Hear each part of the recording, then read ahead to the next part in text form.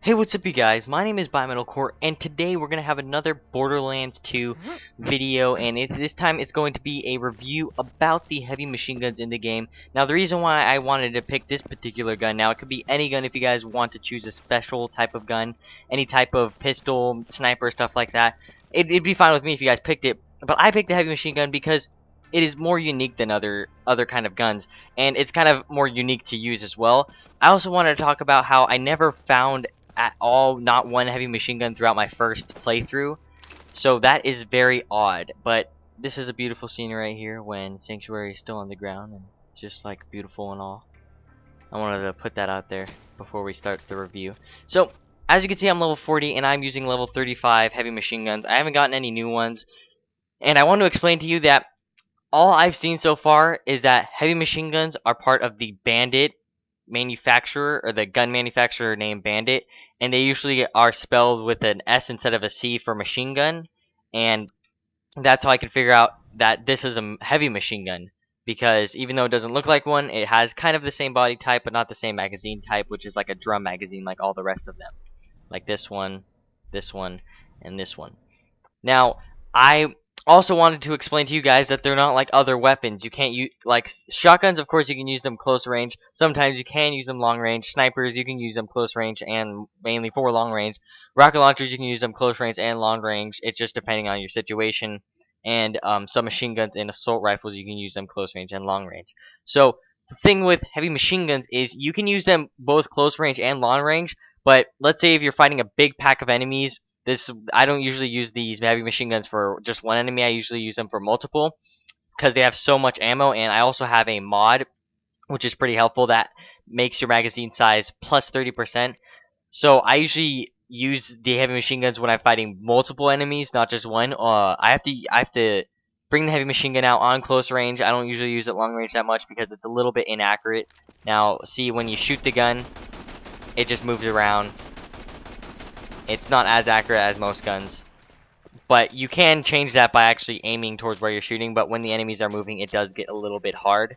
Another thing is that you want to use them when you're fighting a boss. You want to use them a little bit close. Usually if you're fighting a bigger boss, use it closer, try to get the boss's health, because they're so big. Probably, let's say the boss is the size of 2 of these rocks. Well, you can literally just go like this and get the boss, right? I recommend you aim and just unload all the ammo you have. Right now, this gun takes 1 bullet per shot, and it has, how much shots? 148. It's a 148 magazine size. This one right here, this is a more unique gun. I never knew that there were actual special heavy machine guns. Now, this one consumes 3 ammo per shot. Its magazine size is 127. 127 divided by 3, well, that's how much shots you get out.